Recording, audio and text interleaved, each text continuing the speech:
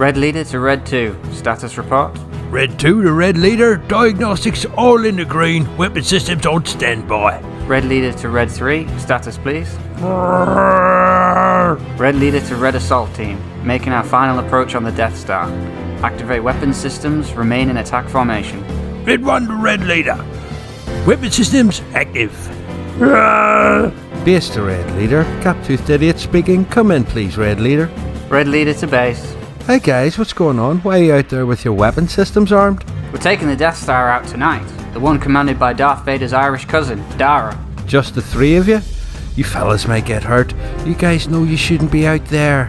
Red 2, you've already been suspended for flying X-Wings because you put diesel in the last one you had. Oh, change the fucking record. Red 3, we've asked you not to fly. The cockpit smells like wet dog for weeks after you've been in it. The other pilots don't like it.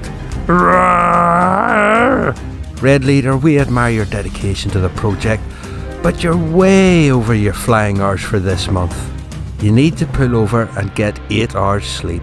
Then come back, please. I'm in space. Where the fuck am I supposed to pull over to? Red Leader, don't be like that, sweetheart. Drift to the nearest asteroid, have a wank, grab 40 winks, then come back to base. Negative base. We can't waste this opportunity. Oh, come on, Red Leader. This is just an opportunity for Darth Vader to destroy 3 of our ships. You're just cranky because you've been working too hard and haven't had enough sleep. Come back. We won't blow up the Death Star without you. Very well, base. The rest of you turn around and come back. I have some nice cake and the kettle is on.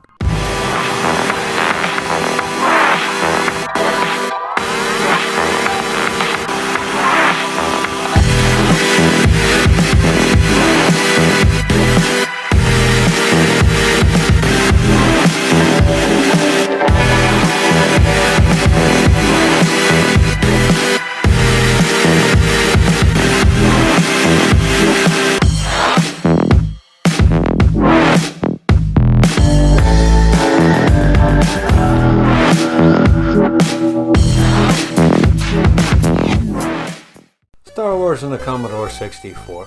I really like it, but it does have its issues. Number one is the slowdown. I'll get that straight out of the gate. It's not a buffering problem with your phone. It's just the way the game is.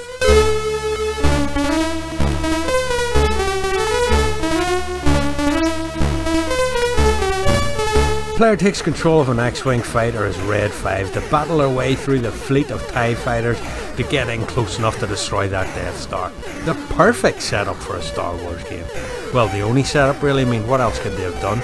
Moisture Farmville? Figuring Dan and the Modal Nodes rock band? No, you want to be blowing up loads of shit in space.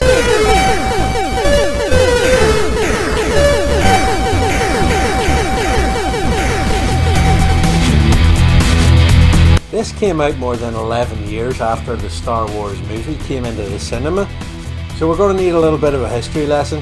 Come back with me to 1981. Come on. Red 5 standing by.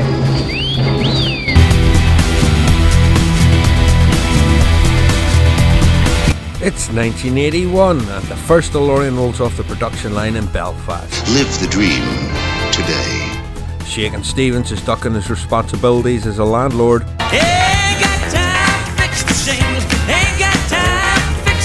And the folks at Atari HQ are all running about with little hard-ons, delighted at the success of their 3D wireframe hit Battlezone. Enjoying the feeling in their underpants, they go in search of a bigger, better orgasm. Under the working title Warp Speed, Atari take their new design out into the wilderness hunting for a good license to tie to the game.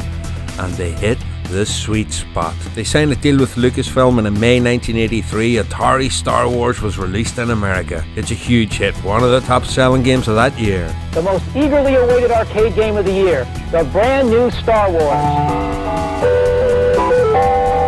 Sound familiar? Naturally, there is a huge appetite for this game to be accessible in the comfort of one's own home. On the Commodore 64, this hunger was attempted to be satisfied by Parker Brothers in the USA and Darfk in Europe. Darfk handed the project over to Vector Graphics to work their magic on in 1988, and Daniel James Gallagher, Ian Martin, Joe Booth and Joe Castles went to work on trying to recreate that Atari experience on the humble bread bin, with David Whittaker picking up the weight of getting that Star Wars music into the SID chip.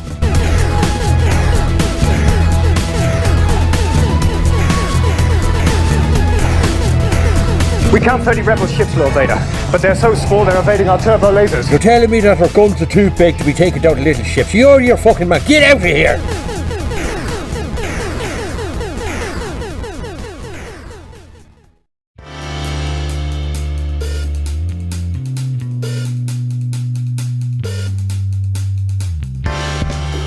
So, how did they do? Well, it's a mixed bag. The Vector Graphics team committed early into recreating as much of the arcade game as it is possible to force the Commodore 64 to do. And nothing illustrates this better than the slowdown when there's a lot of action on screen at once. The C64's processor, I guess, just can't deal with it. I'm not a programmer, so I don't know anything really, but this looks like it was super difficult to do. To try and construct a recreation of fast-moving vector graphics with so many moving elements seems like it would have been a daunting task. So I'll ask a programmer who's done this kind of thing before. Carlton Handley! I have to hold my hands up here. Mr. Handley and I did record this, but the audio was so shit I had to bin it. So, this is me impersonating Carlton Handley. Come in, Red 4. Red 4 to base. Carlton, could this have been done better?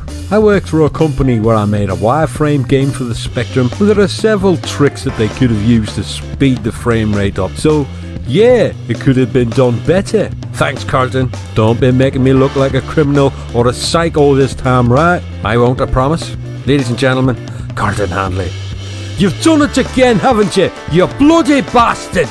There is no question that Vector Graphics were aware that this would be the case from second one, so the conversation was had: do we lose the elements from the arcade game to keep the game speed moving smoothly, or do we sacrifice that to present the action of the game? It was decided that the game would have 1,000,000 TIE fighters, turrets and bunkers laying down suppressive fire consistently throughout the game at the cost of a smooth frame rate.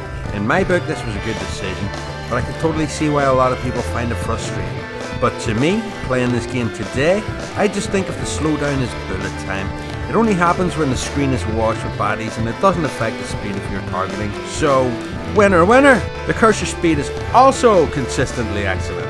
Graphics are okay, but I guess when it comes to wireframe graphics, they either look awesome to you or they look primitive. I'm in Camp 1, but I can totally feel you if you're in Camp 2. In the eye of the beholder and all that.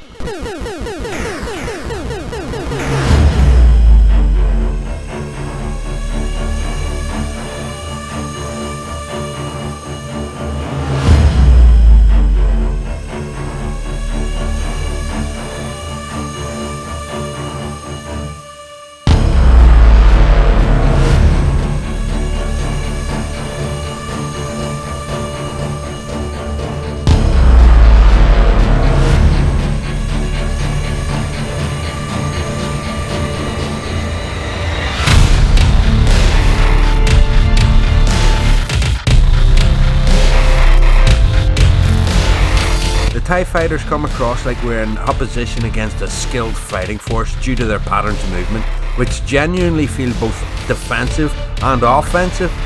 Nice work, Vector Graphics. We can blow the TIE fighters to bits or we can disable them. This is down to the game's preference of how traumatic it wants the deaths of the TIE fighter pilot to be. Ripped apart by explosions, fast moving metal shards, and eventually having their charred remains being turned inside out as they suffer the last agonizing moments of life before their intestines are dragged out of their mouths by the remorseless vacuum of space, or left to drift endlessly, watching all the life support systems slowly running out, one after another, without hope of rescue. God damn it, I'm hit. No thrusters. No power of any kind. Well, it looks like this is it. Oh. Hello out there. I felt a disturbance in the force. Are you alright out there? Lord Vader? Well, no, I'm not too good actually. I've been hit. I have no power and my oxygen's going to run out in 14 hours. It looks like I'm just going to drift about out here for a little while until I die. Oh, hey, now don't be coming that now. Not on my shift, no you won't. I'm coming to get you. Just sit tight there. You got your guitar with you. I do? Yeah, how did you know that? Sure don't I know everything now. Well, just sit tight, play yourself a little song. I'm on my way to pick you up. I'll bring you some sandwiches. I'm a lonely TIE fighter pilot drifting through space. No propulsion, no life support, I was ready to accept my fate. But Darth Vader contacted me with the powers of telepathy. Now he's coming to rescue me. He's just a great boss, a great help to me.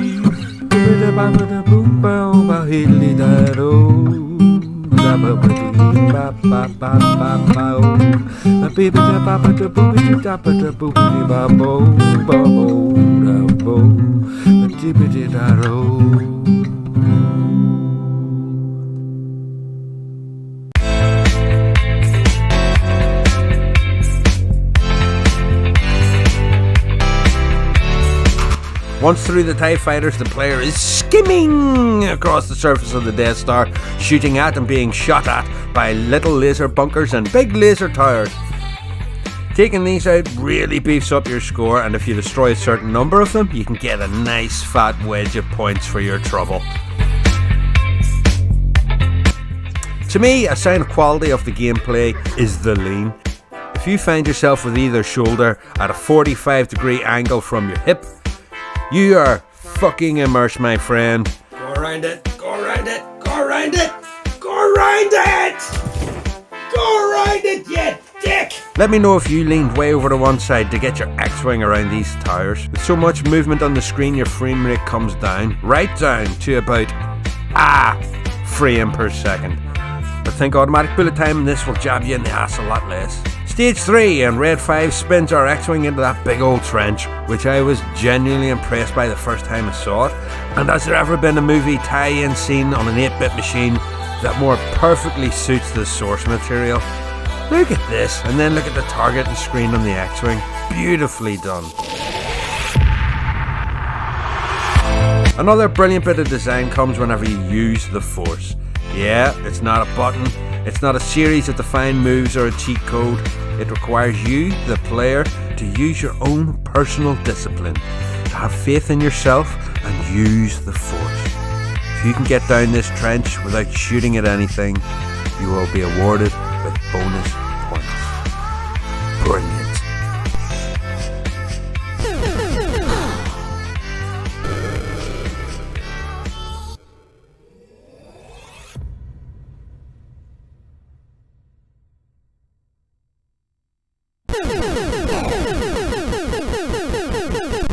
So all this will repeat over and over for God knows how long. The sound is good. Pew pew pew pew pew.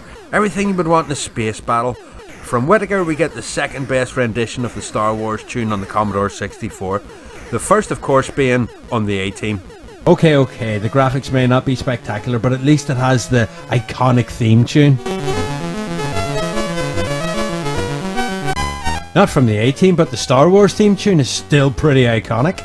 It just doesn't belong in this. Overall, I enjoy it. I really do, but how much can you tolerate of the slowdown will definitely separate those who think that this is a shite game and those who think it's a great game. There's another version which is done with sprites, which is slightly quicker, but the attempt at vector graphics is part of the draw of this game to me. But you do you and I'll do me. Thanks very much for watching. I just need to take care of one thing before I go. Darth Vader, on behalf of the rebel forces in this sector, I want to negotiate a ceasefire. On one condition, gap-toothed idiot. You surrender to me your entire George Michael vinyl collection. I don't have a George Michael collection. You don't? Your lack of face disturbs me. Thanks very much for watching. Good night! I gotta have faith, baby. I know you're asking me to stay. Say please, please, please don't go away. Say you're giving me the blues. Well, maybe you mean every word you say. Can't help but think of yesterday. And another one to tie me down to the lover boy rules before this river becomes an ocean. Before you roll my heart back on the floor. Oh baby, I reconsider my foolish notions. Well, I need someone to hold me, but I'll wait for something more. 'Cause I gotta have faith. Yes, I gotta have faith. Faith, faith, faith.